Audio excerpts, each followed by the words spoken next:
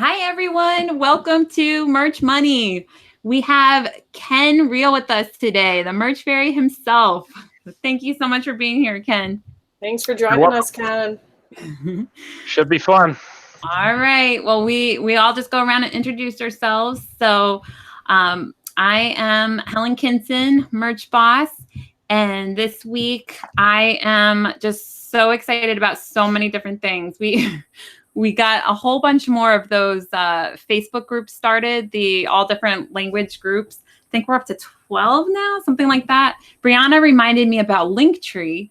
So I linked all the different groups on Linktree, and now we have just one link. So when you guys see those welcome posts for me, if you click on the link, it'll show all the different languages. So you just click on whichever language you want.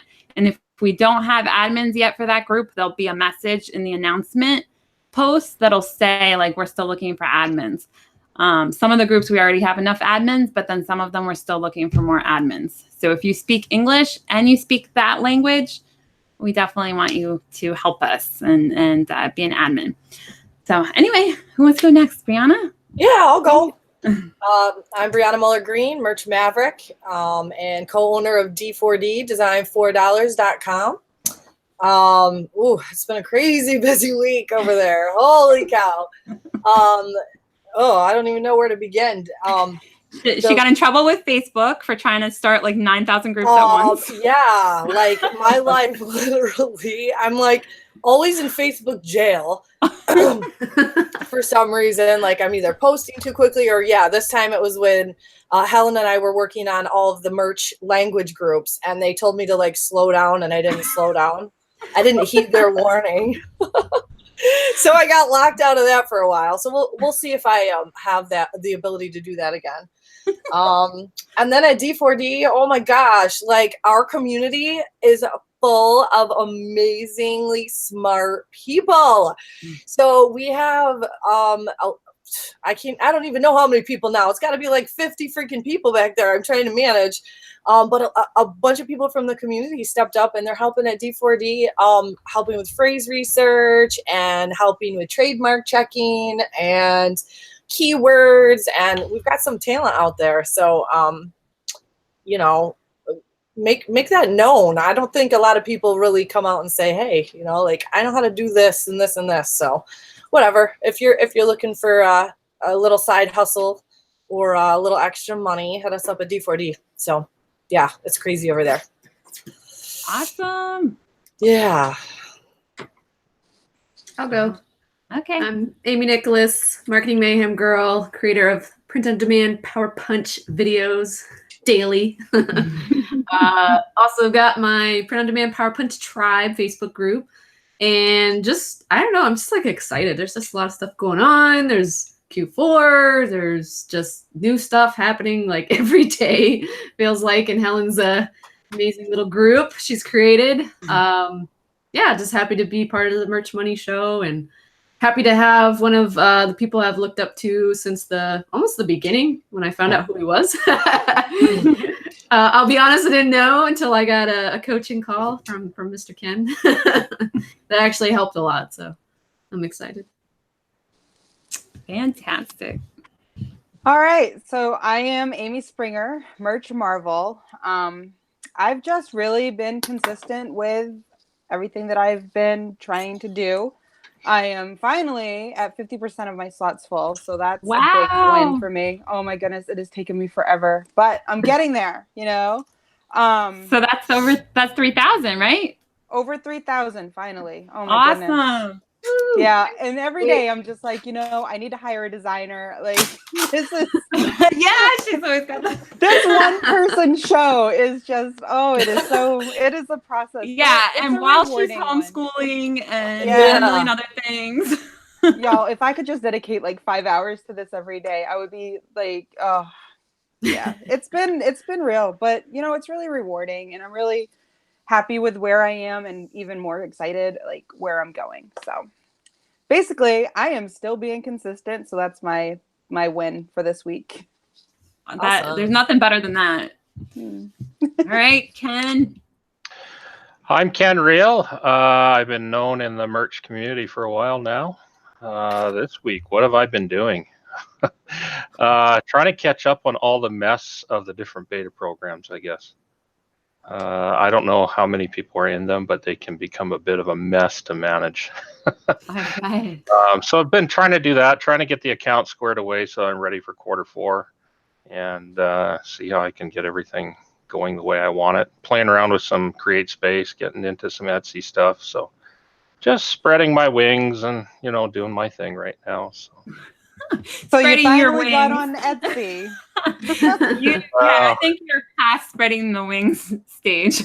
I don't know if I'd say I'm on Etsy. I'm more or less looking at Etsy, and people keep bugging me to get on there, but I always get pulled away to something else like licensing or something fun like that. So That's where you excel, right? Is with the licensing? somewhat. It's another area to cover. It's another thing just like trending or evergreen, holidays, local merch. It's another tool in your toolbox to go after, and it takes a lot to learn how to do. And it, once you learn it and get through the bumps in the road, it gets pretty rewarding. Because people already have a brand, they already have a following, so you're latching onto that and just giving them more sales. And it was money. That's exciting. That's great. Well, let's back up a little. I mean, I'm sure everybody knows who you are, but they might be missing different bits and pieces of it. So you started in merch when? How long have you been in merch? Day one. Day one. Okay. And how did you find out about it? I stumbled across it because I was into some of the other POD programs. I was toying around with things like Teespring and Redbubble and things like that, and happened upon it, and I said, I might as well sign up. And my story is I tried playing around with it a bit. It was more of a hobby at night, and my designs were 1 pixel too big. That actually almost turned me away from merch because I got into fights with the support going back and forth on emails, and your platform is garbage. It's not like where's your resizer? And I said, this is just awful. Like, your program's wrecked. And finally, somebody just said, well, calm down. Have you checked the pixel size? And I said, of course I checked the pixel size. I'm in the graphics and design. I own my own sign company, and you're telling me to check the pixels? And so I went back and checked, and I was 1 pixel off. So, whoops. December, I ended up getting a deposit from Amazon, and I said, what the heck is this deposit for? I don't know, I think it's $12 or $18, and realized I'd sold some shirts, so I put a few more up, and the rock started going down the hill from there. So that is awesome. Well, I heard you on Steven Peterson's podcast. He's awesome. For anybody who doesn't listen to Steven Peterson's podcast, you definitely should. So there you talked a lot about your background, like you had been in a sign company, right? And then you tell a little bit about how, like, before print on demand, how you even found out about it to begin with. Well, I go back actually managing in the oil and gas sector in Alberta.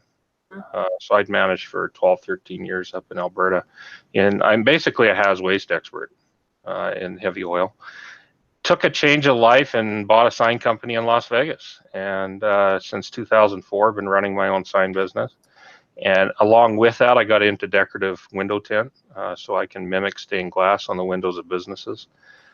Gained a lot of the perspective of how to use graphics programs, doing the design, the graphic design. And then naturally, along with that, with customers, you get people that need shirts, you get people that need business cards, that need folders, printware. And, I've got my own wholesale accounts with apparel. I've got my own screen printers that I use. Everything was lined up. And at night, I'm like, oh, this is kind of neat. I ran across, I think it was Teespring. Yeah, I'll throw some designs up and have some fun, and, started selling some shirts, and kind of got involved in the Teespring community and playing around with some Facebook. And, and then when merch came along, it's easy. I didn't have to learn other than learning the right size. But the graphic design side of it, or finding what sells or what doesn't sell, that wasn't the hard part that a lot of people struggle through. So it's just a natural, and before long, it took on its own priority, and really took everything over. So now, did you teach yourself graphic design through all these new avenues and ventures? Going back, I've always been a bit of a nerd with computers. Growing up, my dad was a computer science major. teaching some of the first, Super Pet and, these real early computers in high school in the 80s. So I toyed around with websites, with early Photoshop and things like that. I'm not an artist. I can't draw a stick man to worth my life. But graphic design is not necessarily about how to illustrate something. It's how to lay something out. And when I got into the sign business, I knew very little about principles of how to work things in graphic design on the street. And a lot of the things that I learned from there taught me how to lay things out on T-shirts. Because the principles of how you put a sign on the street and catch a customer's attention is not much different than a T-shirt up on the sales page of Amazon. So a lot of it was self-taught. Some of it was taught through the franchise that I own. A lot of the teaching that you learn from the sign industry and things like that. It's really neat. It's so fun to see like how everyone finds print on demand and everyone's backgrounds. Like we all come from such different backgrounds. So part of it I learned because I've gone to a lot of sign and printware expos and things like that. Just being in the sign business, you go to the big International Sign Association shows. And so I see the printing, and you see the corner that has the printware, and you see the developments and the different printers that are going on. And so you're watching this, and you're seeing the direct-to-garment printers start hitting the expo floors, and everybody's looking at that like, oh, well, the print is really bad, or the ink is bad. And you see over the course of 4, 5, 6, 7 years how much it gets better, just like wide format print gets better. And so I see it from a different perspective. I see it from the industry side. Instead of, wow, I'm on the internet, I'm an entrepreneur, I like this new T-shirt thing. I came at it from a different side. This is just a natural, like I'm putting out thousands of T-shirts on with my screen printer with wholesale print, and wow, how can I print one shirt? How can I print 5 shirts? How can I get a school's booster to be able to do a mom shirt and a dad shirt and a cousin shirt along with their order for 1,000 shirts for the football team? And so these things just came together and just made a lot of sense. That's a really good point. That's interesting, like the different perspective. So did you always kind of go from that angle of like, it sounds kind of almost like local merch, what you're saying, like where you're talking about a school or a company or something like that. Do you go from that angle, or do you just put shirts up about other trending things? Oh, I'm spread all over. I've always gone after some of that local merch, but not in, I guess, perspective like $1 Million Mike. And meeting with him and talking with him and how he approached it has kind of opened some fields for me. But in the early days, it was, how do I get past a problem? How do I solve a problem for the customer, the guy that wants 5 custom shirts, and you want to charge him $75 a shirt for them? And even if you go back to the early days of direct-to-garment, $19.99 on Amazon for a direct print garment shirt is absolutely amazing. You go back, I don't know, 7, 8 years, and we're talking, oh, you want a direct to print garment shirt? Well, it's going to be $75. The economies of scale have completely changed. So this has opened up a new avenue for, just how you deal with customers. And I think we forget that. Like we're so used to Amazon, like, and especially people like me that came from FBA, like you're so used to Amazon and everything being inexpensive and quick and all this stuff. And you forget like, oh, $19.99 is not that high a price. Like this is a really good deal and you come from the side of knowing what a business needs and what their problems are that you can solve. So that's awesome. Do any of you guys do local merch? Amy or Brianna or anybody? No. No, I don't like people enough. I was gonna say, do you have to like interact? I have to go in public. Did you learn sales? Were I've you done a little, into, but nothing big. Or Ken, like, were you into sales before the sign business, or did you learn sales from the sign business? I was in the management side in the oil and gas sector, but of course I had salesmen that were with me. Okay. And a lot of times being in the management side of things, I was dealing with like the Fort McMurray oil sands, dealing with the Exxons and the Shells and all of these big environment guys. So I gained the perspective of sales because I had that responsibility. So it wasn't a hard thing, and I've never had a hard thing approaching somebody. Then, of course, when I took over a sign franchise that was starting off from nothing, it was like, well, time to go beat the streets and start doing cold calling and start doing these things to build a business. And it's no problem for me to walk down the street and go knock on the door and start a conversation and know how to do that. So the local merch thing is really pretty easy for me. Not in the sense of just going and getting sales, but knowing how to build relationships with customers and just starting a conversation and knowing where to take it. That's a tremendous skill. Yeah, that's really important. For anyone who doesn't know what local merch is there a way to, it's probably different for everybody, but what is your view of it, or what have you used so far for local merch? Local merch I've seen as two different things. One is providing a print medium for customers that have a problem to solve. So something like a school where, you print 700 shirts with a screen printer, you can get very good prices. You can't get the same if they want 10 shirts. You can't even get close to it if they want one shirt. Like if mom wants a specific shirt that says, "Mom, I'm the greatest fan of my son on the Longhorns football team," you can't get that shirt made unless somebody actually custom makes it. So it fulfills a problem and answers a question that customers have there. So there's one side in that it ties into the designs and the art. The other side of it is, as I see it, purely advertising. You're not walking into a customer and saying, the local pizza shop and saying, "Hey, do you want to sell shirts? I see your swag on the wall. Hey, can I be your new shirt supplier?" No, you're offering an entirely new a form of advertising, much like Yellow Pages used to be the hard book on top of every manager's desk. Well, that's gone the way of the dinosaur. This is a new medium. It's flyers. It's a placemat on the table that you're sitting and eating dinner and reading all the little advertisements. It's a way to build a brand and get people wearing a product for a customer. You get the local bar or the pub, and people are asking, "Well, why are you wearing Joe's Pub T-shirt at the soccer match today?" "Oh, well, we're going there for drinks. We get free wings if I wear the shirt." And all of a sudden, everybody else is buying the shirt. But it's a new medium for advertising, and if you open your eyes, the numbers of sales can just absolutely blow anything out of the water when it comes to design shirts, art shirts or tech shirts, things that we normally put on merch. Yeah. When people say merch is saturated, I always think of stuff like that. I'm like, if you actually just think creatively and think of how many businesses there are in the country and how many schools and how many, there's so much you can do. And you get the same thing. People say, "Well, local merch could get flooded." There's 3 other people that are in merch in my city. You know what? You could have 1,000 people in your city, and you won't even scratch the number of people that you could go after. Exactly. It's just even the organic side of merch. Even your shirts that you're putting up, the designs. We're so far away from being saturated. It's not even funny. It's just how you think about it, and I can just tell from how you talk about everything. Like you don't have the same limiting beliefs that people have. You're just like, "Oh yeah, of course I can walk into this big school or business and they'll buy whatever I want to sell them. And of course I can learn this new business and move across the country and learn about signs." It's a different way of approaching things.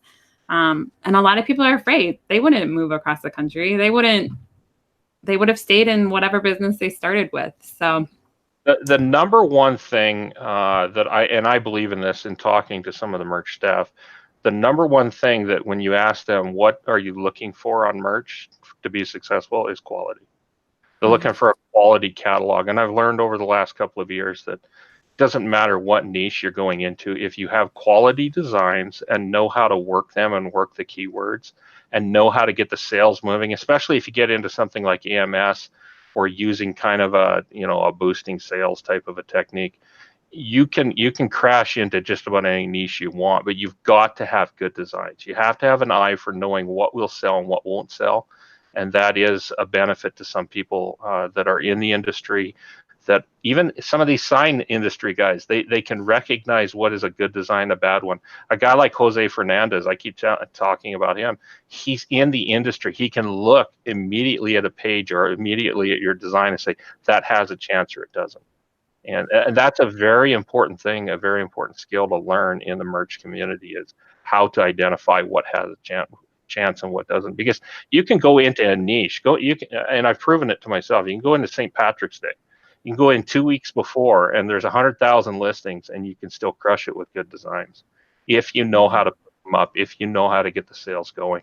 And organically, you can beat the monster. And it just shows that saturation means nothing if you're a good designer and you know how to approach it. Yep. And you have to be able to think like that. Most people don't think like that. They don't think like, oh, there's 100,000, mine's going to be the best. No, you're like, oh, 100,000, mine will be. I have 100 of my 100 slots filled, and I don't know, why don't I sell any? No, you have to ask that question. You've got a lot to learn about design and how to approach niches and things like that. Yeah. Do you have any tips for standing out if you're doing just text-only designs? Yeah, and I think I shared this with you before, didn't I, Amy? When you do a search, your design has to stand out on that search page. Yeah. As far as I'm concerned, the sales page and the mock-up, when I hear people saying, oh, the mock-up is awful, the mock-up is bad, the mock-up is costing me designs. No, it's not.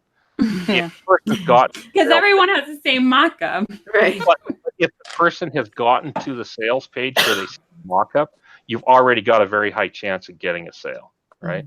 Most people never even get the click to look at the shirt on the mock-up. The most important page for people on merch is the search result page. And if your design, looking at that page as a buyer, if your design doesn't stand out, you don't have a chance.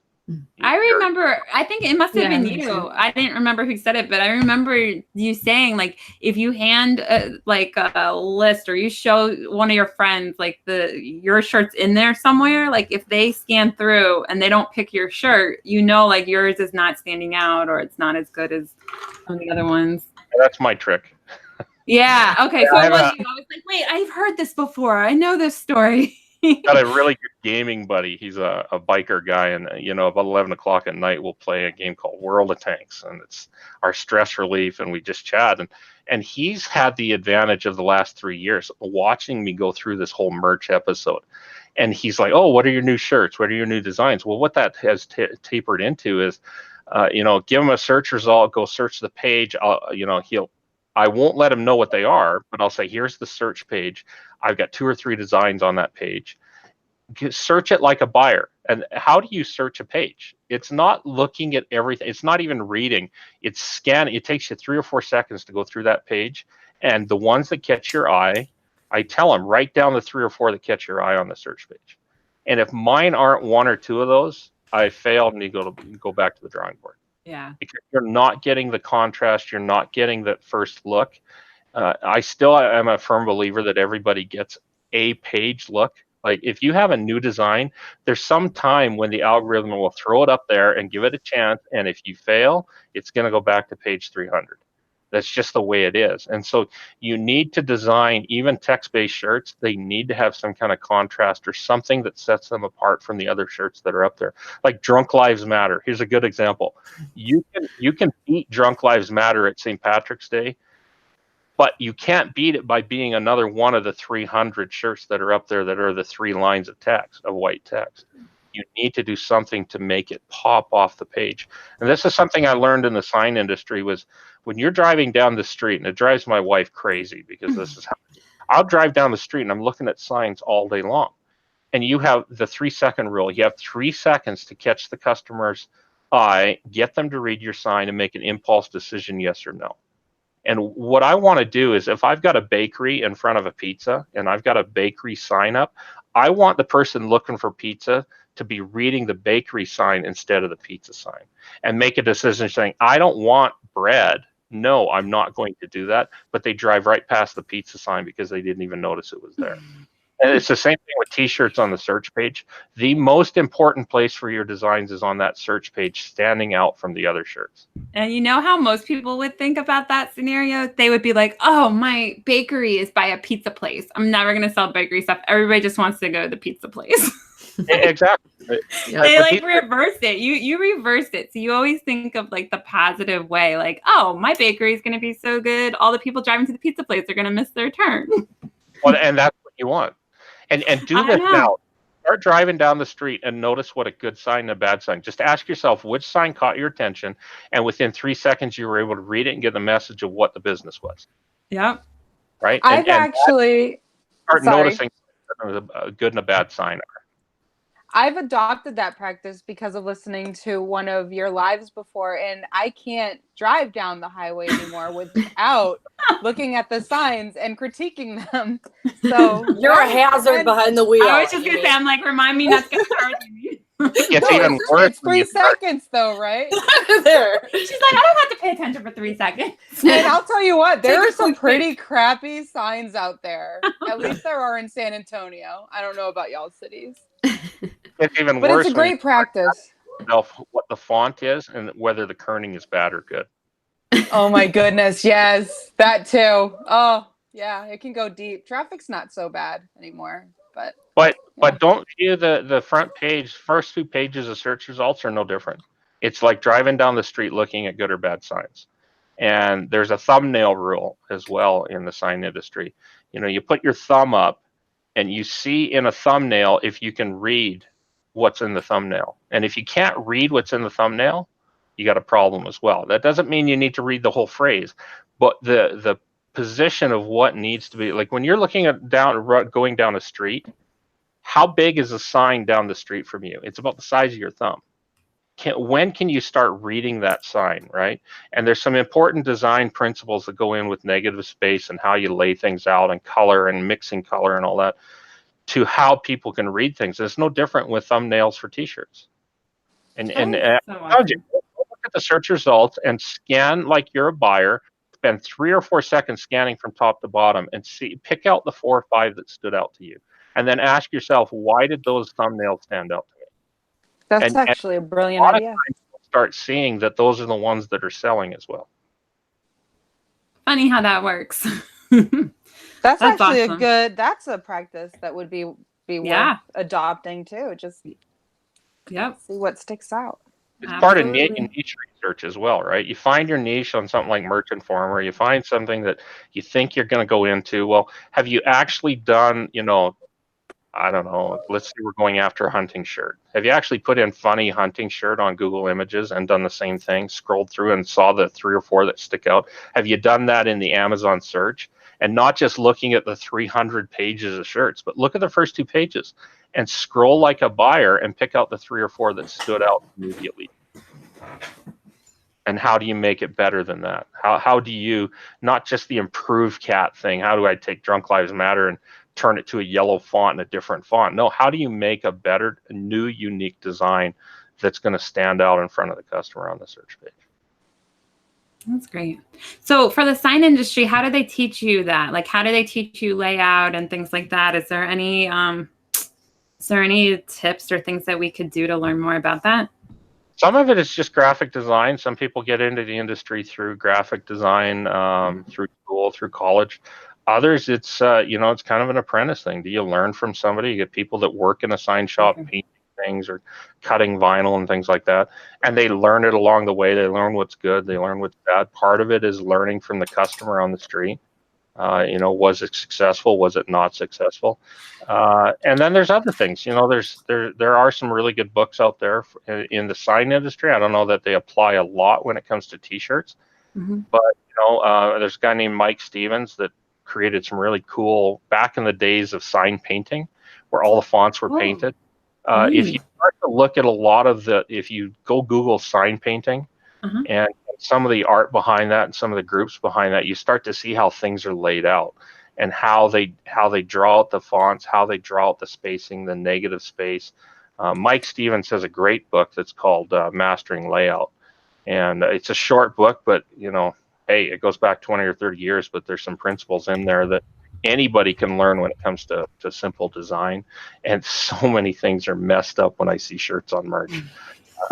Well, Ken, that leads me to my question then. How about we do this? Give us like your top 3 pet peeves when you're looking through merch of total design violators. Like, what is like the horrible thing like the big expert need to put out there? Like, quit doing this. What are like your top 3?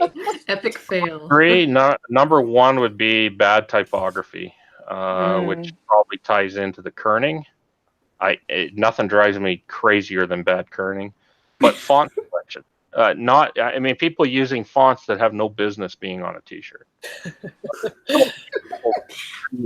Rip fonts don't belong on a t-shirt. So for the people that know nothing about fonts, I won't single myself out here. Kerning is like the tops of the letters. What's kerning? Spacing. How it's The what? The spacing. The facing. If you type something out in Photoshop, just because the font typed out doesn't mean the letters are spaced properly. Okay. You know, there's a lot of principles. It's the same thing when I see people that take a bold S and say, well, the S is taller than the I, so I'm going to shrink it down to match the I. No, there's a reason the S is bigger. There's kerning helps you to read, and the kerning lays it out properly. And then typography is simply the art of, you know, laying it out and making things mesh, making things work. I mean, Yong, I'll give a shout out to Yong. Oh yeah, Yong is amazing with that. I was just thinking of that. Good.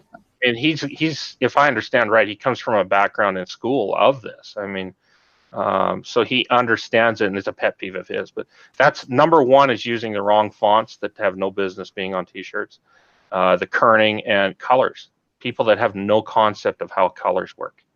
So how can you help people that have absolutely zero clue? So if we have watchers right now, you know, they're getting into merch and they're like, oh, let's not violate these 3, you know, total don'ts in design. Where are you going to send them? Like, honestly, there is more resource out there than you could ever imagine. Just hit Google, hit up courses, hit up, you know, some of these Linda and things like that. Just Google bad typography, how to do typography, how to kern, how color comparison charts, how to, you know, type in good color selection on t-shirts. I mean, most people, 9 out of 10, this hasn't even crossed their mind that it's a problem. They just go, they look on merch and they say, oh, these shirts are selling. Merch Informer says that they're selling. I'm going to hand this to my VA, or I'm going to try and make a new design and I'm going to recreate it. And they realize, oh, I like the blue instead of the orange. And they forget the whole fact that their colors clash, their fonts are bad.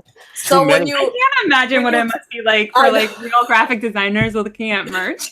Like I'm picturing Ken. Eyeballs.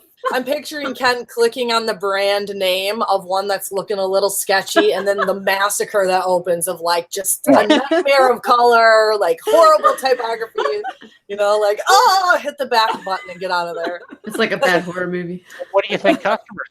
They look at that search page and they see this, and ask yourself, would you wear that? Would you go to, okay, some people don't shop at Walmart, but I'll give Walmart this. When you go to the graphic t-shirt wall, like they usually have that hanging wall of t-shirts, go look at it.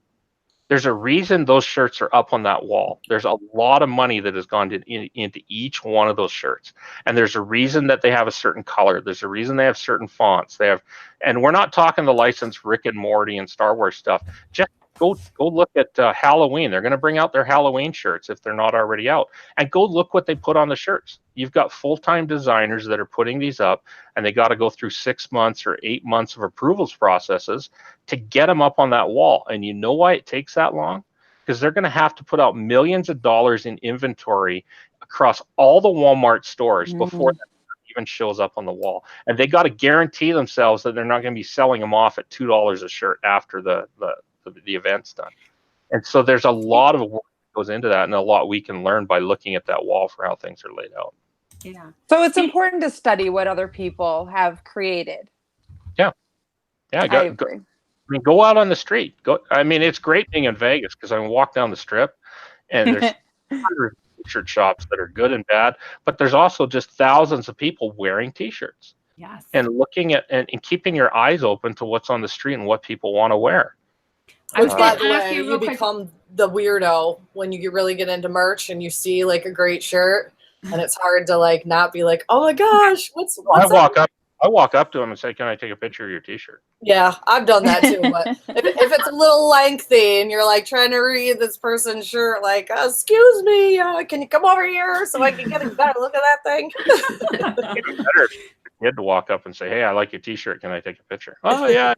You know, see, that's because you're good with sales, so you're not afraid to do that. That's good. Yeah, but and then you finish it with, I can make one better. With the wink, with the Amy wink at the end. Ken, I was going to ask you about when we were still talking about Walmart. Have you sold on Walmart? Because isn't that a whole nother way we could go? We could sell t-shirts on Walmart. It is another one. I haven't looked at it.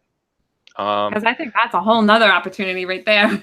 It's kind of the other one that's the hot button is this whole multi-upload thing.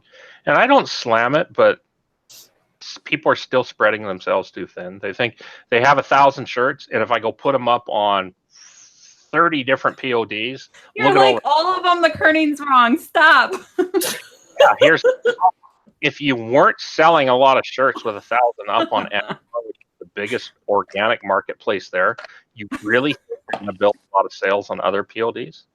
I think if you pick and choose, you could. More specific to different trends. Like different PODs are very specific to what their crowd is. There's stuff on merch that does not sell on Etsy. There's stuff on Redbubble that does not sell on merch. There's stuff on Threadless that sells great there, but nowhere else will it sell. And people are missing that. They think, oh, if I just take my 1,000 shirts and plaster them everywhere.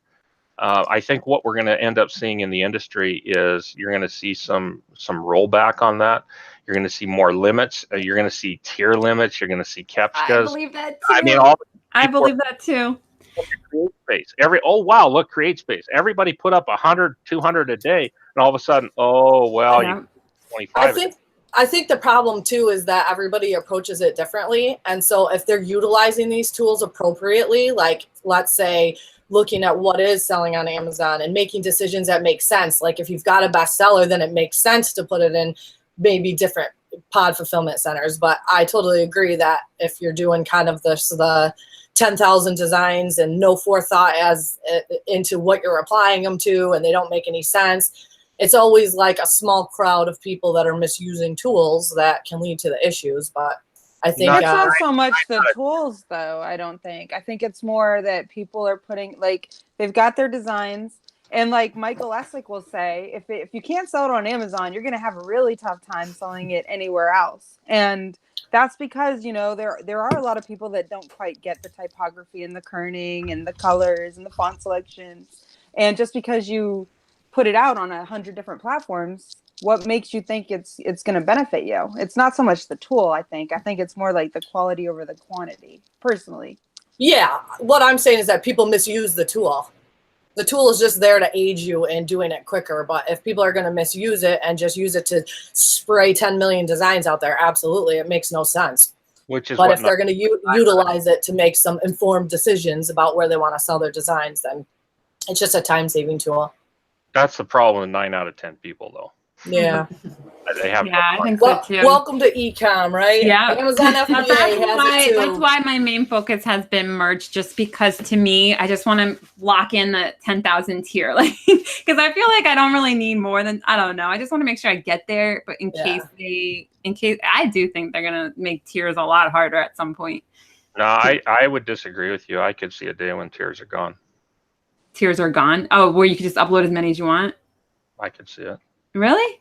You don't think they get annoyed with all the bad I t-shirts? think it's gonna I could see lower tiers always being under the gun because, as it's been explained from merch, it's kind of like a video game. Pass the first level without dying, you get to go to the second level. So you think they would have tiers up to like 1,000 or something, and then after that you can just do whatever you want? Well, not whatever you want, but I think you get to a certain point. It's a trust thing. You don't see people that are tier 30,000, tier 50,000, tier 60,000, tier 100,000 getting banned. There's a reason for it. And it's not because they're skirting the rules. It's because merch has a certain level of trust with them. There's a reason. I see a lot of bickering about, well, why do all these big tiers, why do they get the beta stuff? Why do they get pop? Yeah. Well, part of that is the level of trust because they're not down at 1,000 tier, learning a lot of the problems and a lot of the mistakes that come along. And you know, it's a learning process. But could I see radical changes like that one day? Yeah, I could. I can. Yeah. Maybe I'm wrong, but I could see you. Well, yeah, I definitely pick it off. You know. I definitely right agree now, with like higher tiers. You get more privileges, so it's good to get a higher tier. Go ahead. Sorry. Higher tiers. I mean, you have 500 uploads a day. I mean, that's almost kind of unlimited in my opinion, because I mean, I've yet to come close to that. Not saying that people can't. I haven't. So I I could see that happening too, where they just kind of open it and there's no more like tier limits. When you get to a certain point, you might have your daily allowed slots, but I mean, that kind of makes sense. You have to understand that. I mean, this is an example from the licensing world. You've got people that have licenses that may have 100,000 designs with licenses, and 500 a day doesn't cut it. Oh wow! See, Yeah, that's just bulk that blows my mind. And bulk editors, VAs. I mean, those things will come. I mean, people get so tied up with, I can't have a VA or I can't do a bulk uploader. Yeah, because there's a certain level of management. Merch isn't a huge staff. They don't have a lot of people there trying to handle all these issues. This is a new building platform still. I still think of it as an alpha platform. Can you see them having like a seller account health thing one day, like they do for Seller Central? Yeah, I could see it. Yeah, okay. I could see it. I can't go into detail, but there's already some things like that. Okay. Gosh, there's so much I want to talk to you about. I can't believe it's already 8:41. We haven't even talked about trademarks yet. And I want to talk about the new merch is killing it. I mean, if everybody in the PO industry knows who merch is, and how many products do they really sell? 2 t-shirts. Let's be honest, they sell 2 t-shirts, right? They don't have canvas, they don't have prints, they don't have duvets. Yeah, they just added pop sockets. They've got hoodies, but even the hoodies, what we got, $5, right? Yeah. Like, we're nowhere near where some of these PODs are, and I guarantee every one of those other PODs are looking over their shoulder like, oh my gosh, when are they going to add this or when are they going to add that? I still view merch like an alpha program. And so I keep saying, people calm down. A lot of these problems that we run into, a lot of these heartbreaks, like we got throttled at Christmas or something broke or uploads are stuck in processing, just hold on to the train handle. They're aware of these things. They know these problems are coming up. And even I remember sitting in a Q&A with some of the managers, the director of merch, he says, merch is being held together by duct tape and shoestrings. Yeah, I've always heard that too, and you can tell. You can definitely tell. Don't cringe at that. This is good. That sounds safe. But I like it because it shows that they're how Amazon works. I'm just skeptical because I'm from the FBA world. Is all. Yeah. How did FBA build? If you were the days of FBA, what was it like?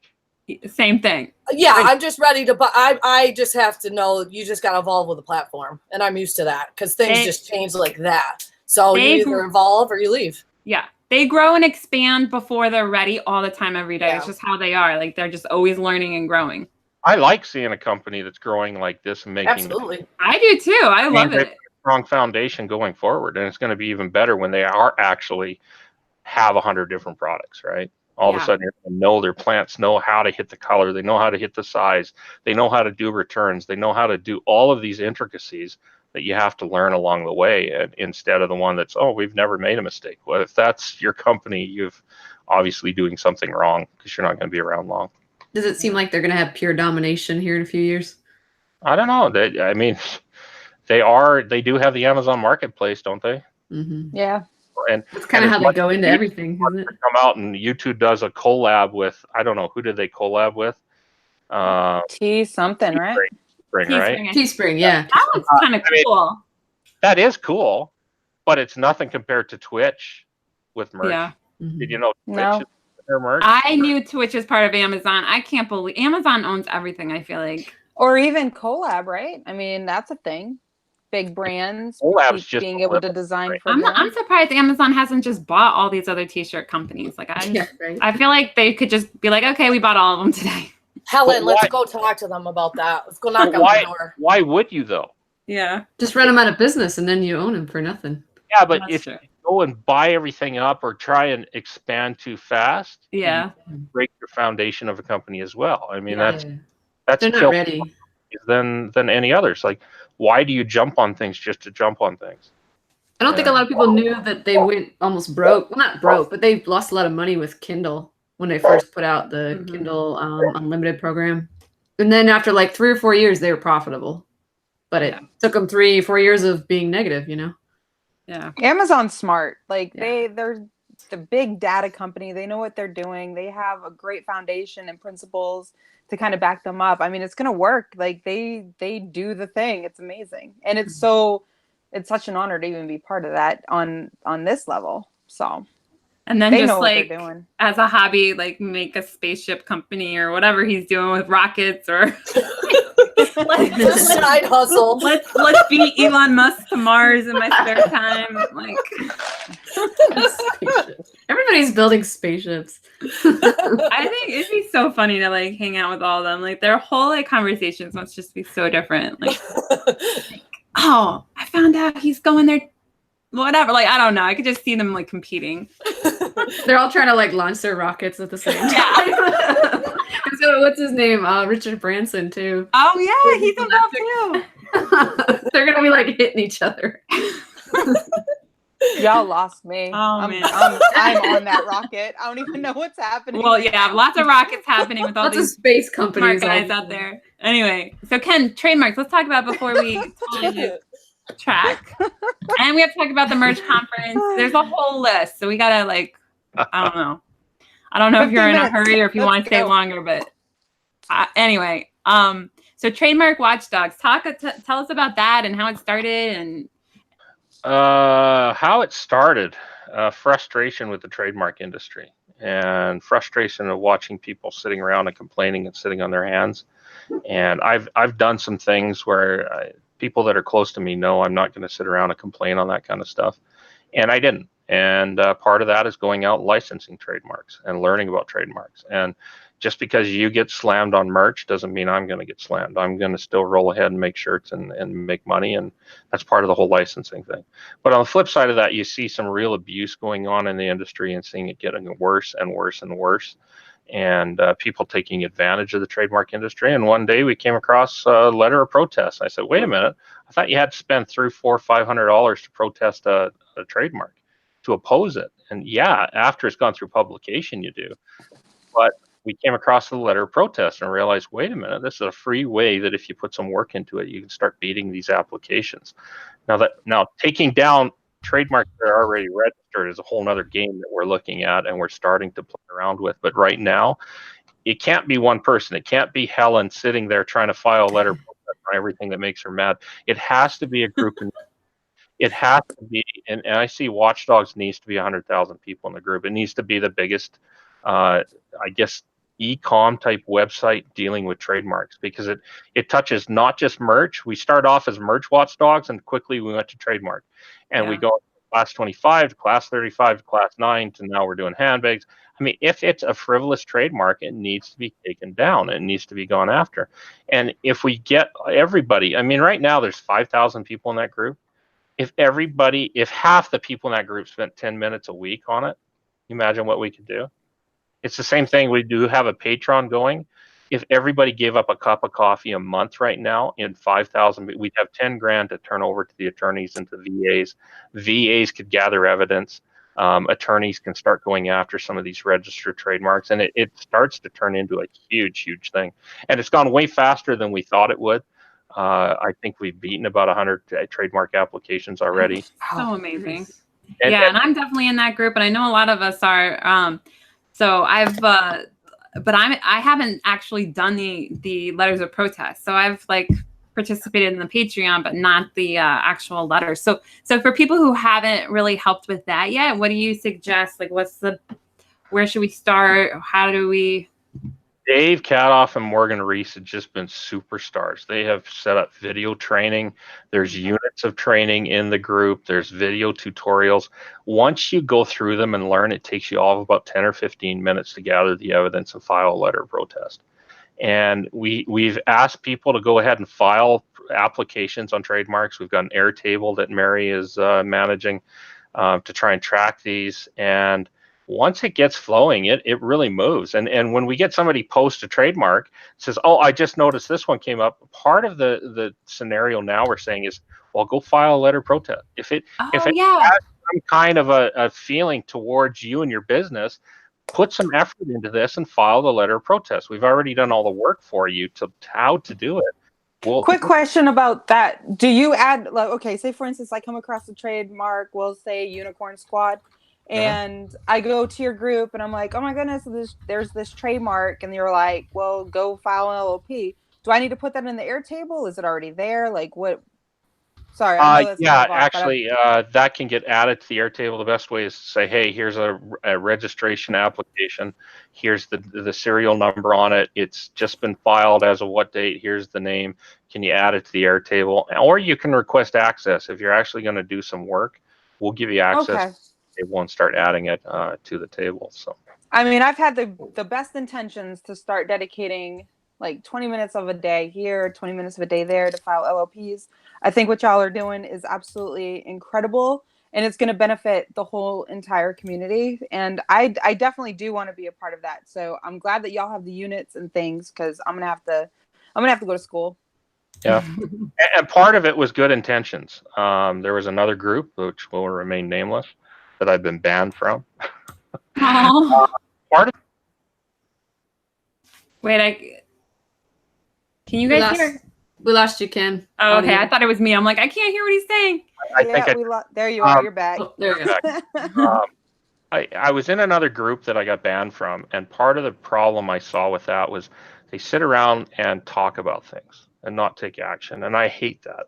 I said there's got to be a way to take some action, and people that know me, I just jump in the fire. Yeah. I'll jump in the lake and find out if it's hot or cold, and I'll burn the field behind me, and I'll move forward, and I hope somebody else is behind me planting a new crop. That's just kind of how I operate, and that's how Watchdogs came along. I was like, you know what? So what if we fail on this?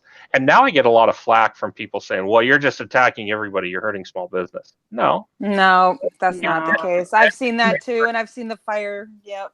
If you can't defend your trademark application, you don't deserve your trademark.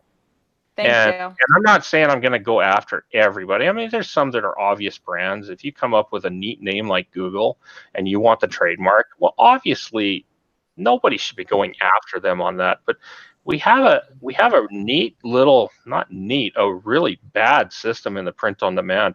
It's not like Chris actually just posted in the big group. He posted a tortilla shell with super soft with a little trademark. Oh, super soft. Yeah, you know what? Super soft in the trademark industry. I was looking at that. It was Mission Tacos.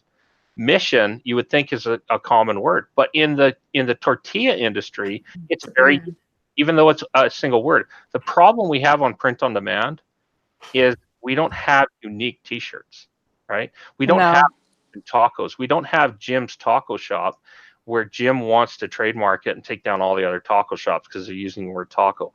We've got a really weird little system going on in print on demand that took USPTO, I think, by surprise and is killing a lot of the small business in the industry. And you got to fight back. These single words, I'm sorry, if you want one of these common words as your brand, you're going to have to really fight for it, because you don't own that word. And we're seeing that with the Classy trademark.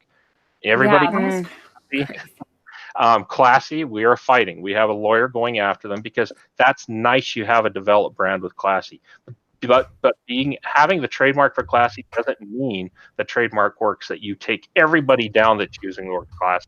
Yeah, Classy is a unique word. Like if it was a certain font or something, like a certain logo, but not like the word itself.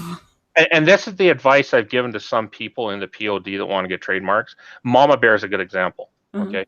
We fought Mama Bear very hard, and her followers think that she is the Mama Bear. No, she's not.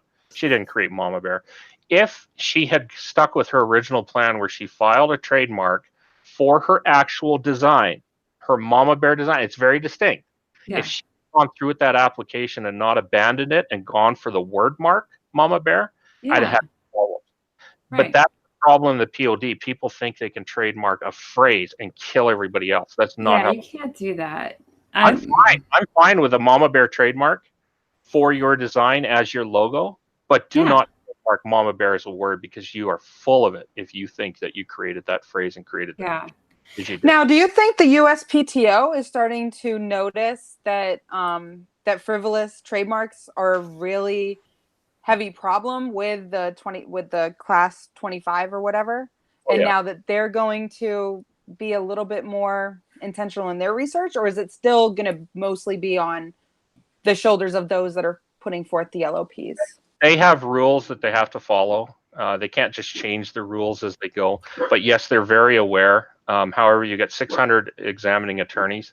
They don't sit down in a lunchroom and say, here's today's news. Here's how you have to change things. They all got different perspectives. They got different ways to approach it. Morgan and Dave, though, Morgan probably the most. I think she talks to somebody at the USPTO in the staff office just about 2-3 times a week. I mean, Dave now phones up and they're like, oh, Dave, I was waiting for you to call. I knew I would get a phone call on this one. I mean, wow. it has jumped leaps and bounds. I thought it would take us a year or two to get to that point of talking to the USPTO. And within a month or two, we were already talking to the staff attorneys and saying this is a problem. And they're understanding where we're coming from. They're giving us some direction on what we should do or what we shouldn't do. We're able to contact them if a letter of protest gets denied. We can call and say, hey, why did that get denied? That's amazing. File it again. So they're very aware. And that's something that gets hidden in the shadows, is how much discussion is really going on with the USPTO.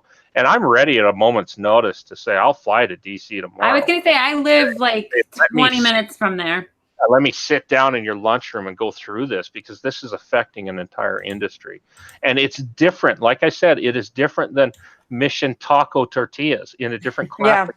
It's not the same problem that is occurring on demand, because you don't have a specific kind of teacher.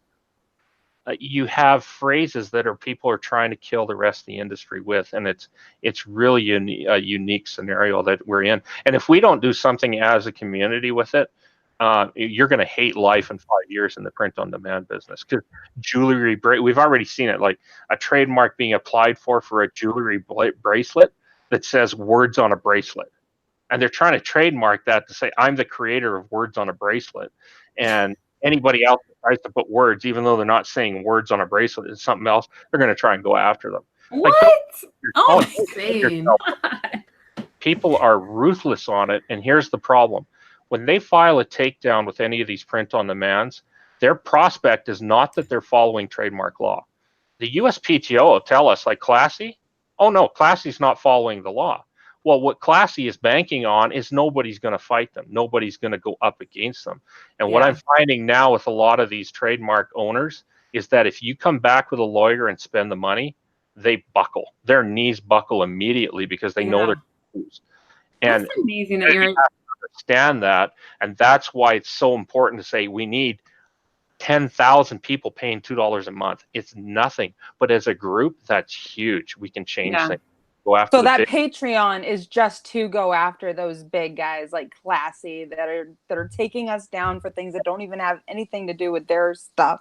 Yeah, I've already signed off invoices for $3,000 or $4,000 to the attorney. Yeah, I think maybe that's if you wonderful. Post things like that, and I can share it in the group and like let people know like how expensive this really is, like what we're doing, what we need help with. Like, yeah, I can definitely help with that. Like just spreading the word and trying to get more people involved. Hired a full-time VA now for gathering evidence on letters of protest. Dave he's been training her.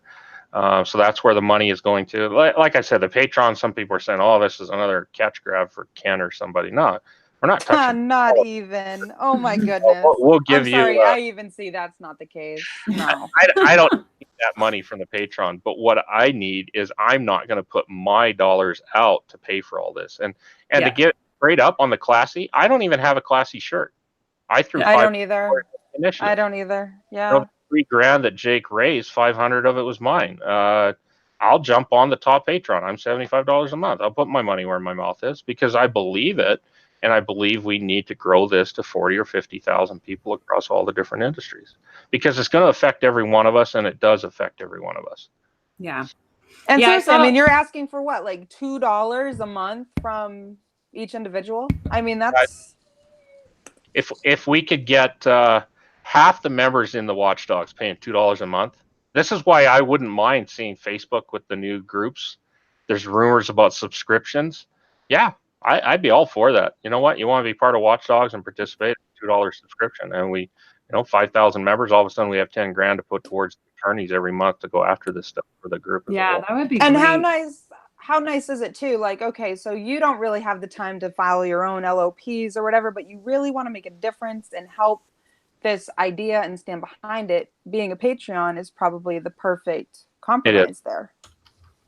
So Yeah. yeah, You don't I'm have with you. time to file letters or study. Like, I want to be part of this. This is a good way to be part of it. And we're not saying. And that's where I feel like that, because I felt so much guilt, because it's like, oh my goodness, all these people are filing these LOPs and I haven't, and I know I could, and I just haven't done it. And then when the Patreon thing came out, I was like, oh heck yeah, take my money. Same thing with me. I was like, okay, good, I'll get $5. There you go. So bad. Yeah. Yeah, but I've shared the group in our group, but only like once. Like I can get in a habit of like sharing it once a week or something, or Here's like the other thing updating. for your listeners about Watchdogs. Merch is very aware of Watchdogs, and there are merch people in the group, and they watch things. They watch the progression. I talk to them all the time, merch staff, about it. I want to know who the merch people are. I was telling Merch Money, I was like, every time we get somebody, I'm like, not every time, but like certain names, they look like they might be Amazon. And I'm like, do you guys think this is Amazon? Yeah, don't worry about it. They're in there. They're watching. But Watchdogs has really caught their attention. In Vegas, I met with some of the content policy, and I actually met with Merch's attorney.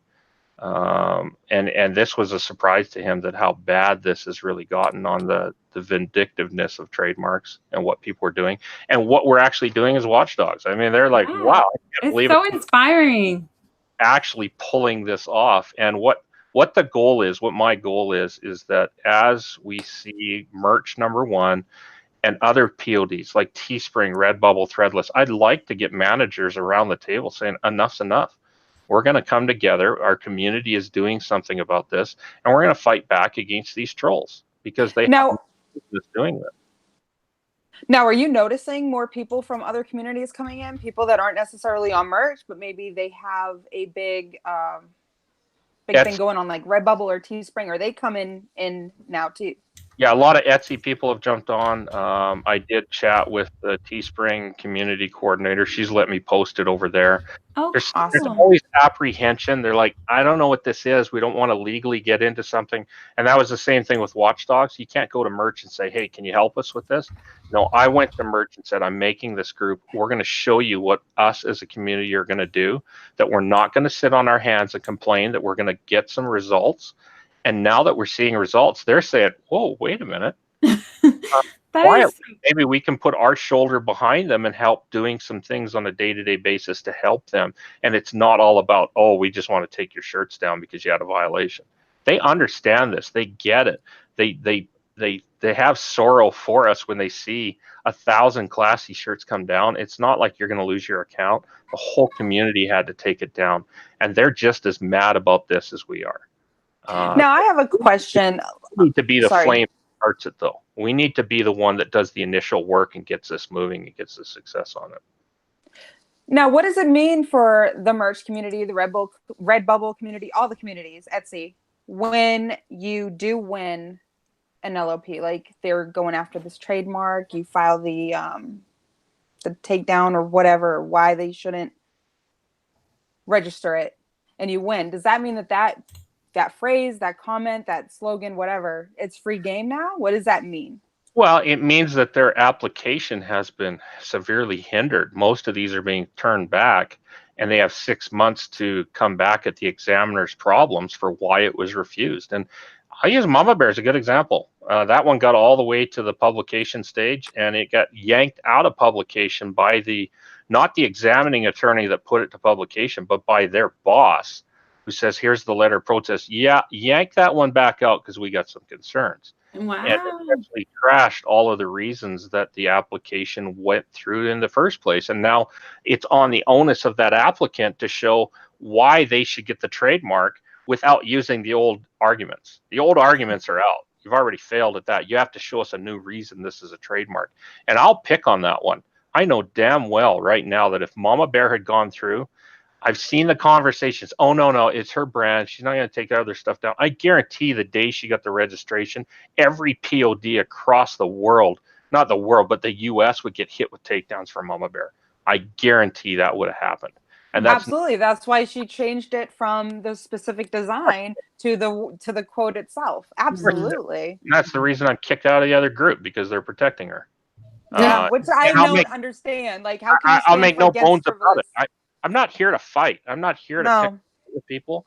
You know what? It's sad that communities can't come together and work on a single purpose and have a bone to pick that they're no longer the wise people on the totem pole for what this is about. You know what? Actions speak louder than words, and we're taking these down day by day. So that's just the way that it works. Do they lose And all their obviously- money invested too? Of course they do. There's no Yeah, refund okay. for the trademark That's office. what I thought. Okay. So these trolls that are filing 10, 20 trademarks at a time, minimum they're $225 a trademark. Good. Hit them where it Lawyers hurts. $700, $800, $900, $1,000 a trademark. Jack it up to 1,000, maybe less people would be filing those stupid little trademarks.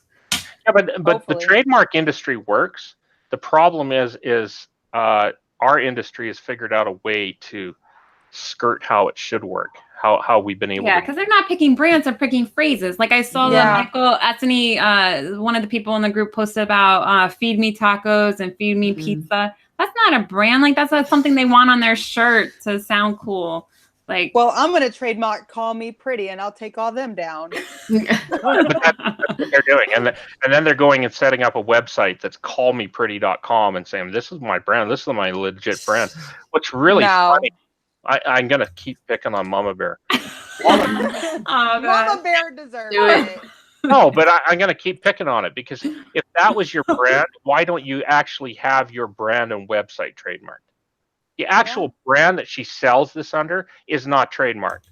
What does that Yeah, tell you? and that was my Mhm. beef Like with Nike it too. going out and Yeah. getting Just Do It trademark before they even trademark Nike. Like, Yeah, come that would make sense. get real here. I mean, there's a reason you're trademarking that phrase, and it's to go kill everybody else using it. And no, you didn't create the niche. No, they were not the first Mama Bear shirt. And that came to light too by some of the research that the members of your group found out. So Well, and here's a good example. You know that Mama Bear is a product on Amazon for kids, like diapers and wipes and all that kind of stuff. Do you know who owns Mama Bear? Amazon, right? Amazon.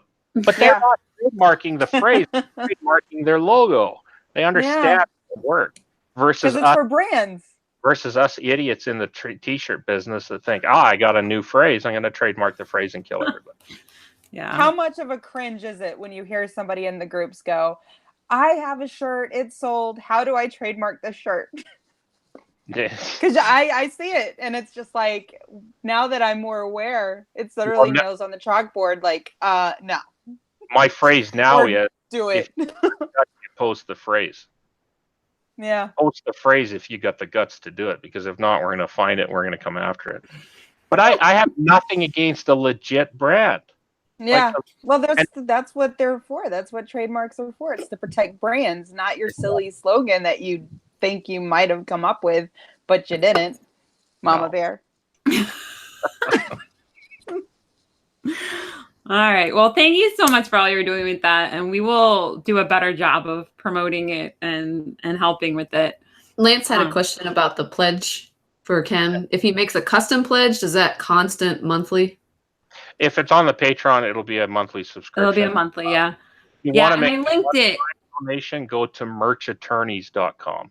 And that is Jake Preston Evans' personal site that he will take in single-time donations. And he is the attorney with him and his wife that we're using. Oh, I didn't know about that. The He will trademark also- owl. Yeah, Trademark Owl. He will Yes. also help you with counseling on legal issues with trademarks. He will also help you file your own trademarks. Wow. And you get a better deal than you will on some of the other sites. So.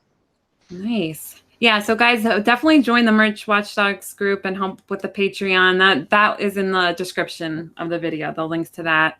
And Ken's Facebook group, so Merch Success 2.0, that's linked in there. And also the Merch Conference. Ken wanted me to put that link there. So you want to talk a little bit about the Merch Conference? It'll be fun. Last year it was a great setting. It's in downtown Seattle. We hold it there for a reason. It's a great place to get together, but it's also a couple of blocks away from Amazon. So we can't guarantee anything, but last year we had a few Amazon speakers come by. We had the director speak. So it's kind of a treat, and it's a great networking opportunity. I know that we'll have a couple of people there. I can't say who, but we've got some interest there. And number one, it's just a great time to meet other merchers. If you can find a way to get to that conference, it's pricey for us, me, Chris, and Neil putting it on. I think the room is 10 grand a day. It's a very nice outlet. It's got some of the best people you'll meet in the merch community. I think, Amy, you were there last year, weren't you? The conference? I didn't make it last year. I was trying, but we had a hurricane in Florida. Oh, okay. I've seen so many private masterminds that have come out of the conference last year because you got to meet face to face with some people that you see in the groups. And anybody that I think is anyone, Michael Essex coming over from England, he'll be speaking. I know Amy's going to be speaking, the girl boss. We've got a great lineup. I know, Facebook. What's her name? The Ula. I can't think of her name now. We got the Facebook guru. We've got Shopify. We got YouTube. There's just a lineup, and then you add in a couple of people maybe from Amazon that could speak to us and the ability to meet with people. And then Chris has actually gone out and arranged a Saturday, which is going to be something. It's going to be a separate day, but all on branding and celebrity brands is going to be there, is what it looks like, and be going over how to brand things, and it'll be a pretty special thing going on. Now, if you can't make the conference, there will be the ability to buy the replay or. Yeah, we have both days are being professionally recorded, and the replays will be up. They're up on the same site, merchconference.com. So. Perfect. Awesome. I really want to go, but it's my friend's wedding that day, and I don't want to miss it. I really wanted to go, but I got kids, and I can't leave them alone. All right, push it off for a week. But I know Amy Nicholas will be there, so she'll be representing us. It'll be great. Yeah. And it'll be a spread. It's not just going to be merch, like how do I sign up for an account? How do I put up a design? Right. It'll be a swath. For the new person that's in merch, it's going to give you so many ideas you won't know what to do with yourself. For the older mercher, you're going to find out new ideas and meet with some of these people that are 30, 40, 50,000 tier doing, consistently $200 to $400 a month or a day. I mean, numbers that some of the people in the groups just have no idea really are happening. And covering everything from, trademarks and licensing. I mean, even Dave Caloff from the Watchdogs will be there and do a live LOP. Oh, good. Take it from point A all the way to filing it while he's doing his presentation, Nice. So neat things for people to learn and expand their concept of what print on demand is and put tools in their box. So. That's awesome. And one last thing that we didn't, like really, really quick. I know you got your whole family involved, so kids, everything. So just real quick about that. And also one of the people in our group was asking, like, is there an age requirement for a merch account, or can like any kid sign up? Well, I know, here, let's put it this way. Chris's son did a presentation at Rocky Mountain Reseller. Uh-huh. And part of the presentation was the director of merch coming on and doing a phone call video chat with him. Oh. So people that are wondering whether or not their kids can be involved, if you've got your account, your kid doesn't necessarily need their own account. Give them some slots. Put your kids' shirts up. Get them interested in entrepreneur. My kids do have accounts going back to the early days, and part of that was my kids getting invited with our family out to do a tour in Dallas and things like that. And there's some neat TV interviews that happened, and it's been an amazing thing. We didn't even talk about that. There's so many things we haven't even covered. Yeah, you were on the news in Vegas, right? Yeah. There's a lot that's happened, and a lot of it comes down to just getting your kids interested. And merch is very interested in kids that'll do this. The kids that'll go out and make designs and earn some money and learn about business. And I mean, Chris's son was able to get a box of, 30 or 40 kids. Merch Kids is his thing, merchkids.com. And Amazon Merch, they sent him a box of T-shirts. Merch logo on it to hand out to people to give to their kids. I mean, they're very interested in this. But just don't, I guess the question is, how old does my kid need to be? Well, just get your kid on a computer and make some designs and put it up on your account. Get them selling. Perfect. How to do it and go from there. So. Well, thank you so much. I don't know if there's any last things you want to say or anything that we forgot. If there's anything else you want to say. Like I said, I'm an open book. Just hit me with questions if you got them. So Yeah. Oh, I don't know. we would be here all night. I know. I'm like, I don't know if you have to go or if you want to stay on. I mean, we're over the time, but it's been so fun talking with you, and we could go on for a lot longer. Questions? I mean, you've got me. Okay. Well, what about you, Bree or Amy or anybody? You guys have stuff?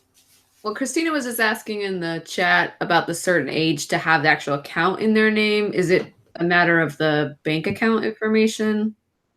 I'm not sure on that. Well, anything with a kid underage is going to have to be signed off by a guardian if there ever comes a time when there's a legal issue. But kids have businesses. Every time you see the news, 13-year-old makes $1 million candy company. I mean, yeah, there's obviously guardians and things behind them, but I don't get so tied up in the mire of that stuff. I think people are, oh, what can I do? What can't I do? Well, just go and do it. You know what? Just give them the slots, like you said. Yeah. Or just, that's what I do. I'll be honest. My kids, like every day, Mom, I've got this great T-shirt idea, and they'll come up with the silly thing. Like today, it was bees on a surfboard, you know, and it's like, all right, go draw it out. You know, we'll put it up there. I've got stuff on mine with their things, you know, and if it sells, great, and if it doesn't, great. But getting them involved, I think, is the big kicker, and it's fun for them. Part of that comes from the conversation of people worrying about multiple accounts in houses, and can my wife get one? Can my husband get one? Don't get so worried about that. If you've got the account and you start selling shirts, you got the tiers. Merch will give you the slots that you need if you're actually sell stuff. I mean, really, honestly, a house only needs an account. You need to get past this idea that we're going to get banned. We need a backup account. Well, if that's the way you're thinking, something's already messed up. I mean, I've yet to see anybody that didn't get banned without an actual obvious reason. I mean, it's just, that's the way it works. And so when we're looking at that, they've given us some direction on it, though. If you've got multiple accounts, make sure you got different bank accounts, different emails, different names, different socials. It's all got to be separate, because if one comes down, it can take all the rest down. That's just I'll be honest. It works. So if I were to be honest, like right now, everybody has an account in our house, because going back to the early days, that's the way it was. If I were to back up now, I'd just be fine with the one account and let everybody in the house use it. Yeah, me and my husband, we each have our own account. I had mine first, you know, mine's doing fairly well. His, you know, we've got 30 shirts loaded up on his. It's just, we don't touch it because we're trying to build this one. So it's like, I personally don't see the need to have more than one account either, because as long as you're playing by the rules, you know, there are some people that. One thing that's good is my daughter got into it when she was in the year, she'd have been 16, 17. It's now paying her monthly fees at college. Wow. Oh, wow. So, I mean, you got to think past, you know, just putting up shirts and making some money. This is real. This is a 19-year-old at college now that gets, I don't know, $300, $400, $500 a month. What college student wouldn't like $500 in passive income coming in every month while they're at school? And have no kidding. More, right? And even my youngest now, who's 14, he's been at it since he was 12. As we went through on the news, I think he's put about $3,000 in the bank. My 16-year-old has probably done the best, 17. He was the first one to get into it, and he's well over $10,000 in what he's earned on merch. Aww. That's wonderful. That's so I mean, that's just huge. That's huge. And I don't do it. I don't do the designs. You know what? If you want to put up the stuff, you put it up. You find your niche. You put up the shirt. You sit down next to me on the other computer and do your design. And that's how you learn, and that's how you get them to go forward. And then it's even more than just making money. It's like, look, you can be creative and make money. Just like, you don't have to work a 9 to 5 in a cubicle if you don't want to. Like, it teaches them just so much more. Possibility. I don't know. Yeah, what's out there is a great word. Yes. Yeah. Yes. I'm trying to get my stepdaughter into it. She's like, oh, I'd rather work 2 jobs. I'm like, why? Well, it is work to get to that point, right? It is work. Absolutely. To get $300 or $400 a month. It's not easy street. It's relative. I would say it's relatively easy money when you get going and get it moving. But there is work to get that developed and get it founded. So. Yeah, I think for people that just want results right away, merch is just, I mean, usually it takes a while to build your account up for most people. So A lot of people get frustrated and just leave. Any encouragement, Ken, for people that are, they haven't really seen like a great month yet? We're still outside of Q4. Like, what would you tell them if they're just like putting all this effort in, but it's kind of like challenging because they aren't seeing the results yet? I would say the best thing they could do is find somebody that is successful and ask them to take an hour of their time and go through their account. Nice. Most people that say, I can't figure this out, I can't get sales, I'm having trouble.